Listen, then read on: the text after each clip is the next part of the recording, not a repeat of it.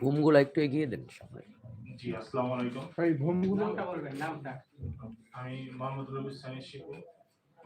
আমি গত জুলাই আন্দোলনে গুরুতর আহত একজন যোদ্ধা। তো আমি আজকে শুরু করছি হচ্ছে আমাদের এই অভ্যুত্থান বাস্তবায়ন আন্দোলন কেন সংগঠিত হয়েছে এই ব্যাপারটা থেকে শুরু করে। তো দেখেন, যে জিনিসটা আমরা সকলেই জানি যে আমরা সকলেই বৈষম্য বিরোধী ছাত্র আন্দোলনের ব্যানারে আমরা সকলে রাস্তায় একত্র হয়েছি। বাংলার যত আপামর জনসাধারণ আছে সকলে তারা রাস্তায় নেমে আসছে এই বৈষম্য বিরোধী ছাত্র আন্দোলনের ব্যানারে। কিন্তু যে বৈষম্য বিরোধী ছাত্র আন্দোলনের ব্যানারের দায়িত্বটা ছিল যে তারা একটা ওয়াচডগের মতো সরকারের প্রেশার ক্রিয়েট করবে, একটা প্রেশার গ্রুপ হিসেবে তারা থাকবে, কিন্তু তারা তা বাস্তবায়ন করতে পারেনি। তারা ইতিপূর্বে দেখা গেছে যে তারা বিভিন্ন ধরনের আওয়ামী লীগের নেতার ছেলে সহ শুরু করে বিভিন্ন ছাত্রলীগের নেতাকেও তারা তাদের কমিটিতে রাখছে। এটা বিভিন্ন প্রত্যেকটা জেলাতে বৈষম্যবিরোধী ছাত্র আন্দোলনের কমিটি দেওয়া হয়েছে। প্রত্যেকটা জেলার বৈষম্যবিরোধী ছাত্র আন্দোলন কমিটিরই একই দশা।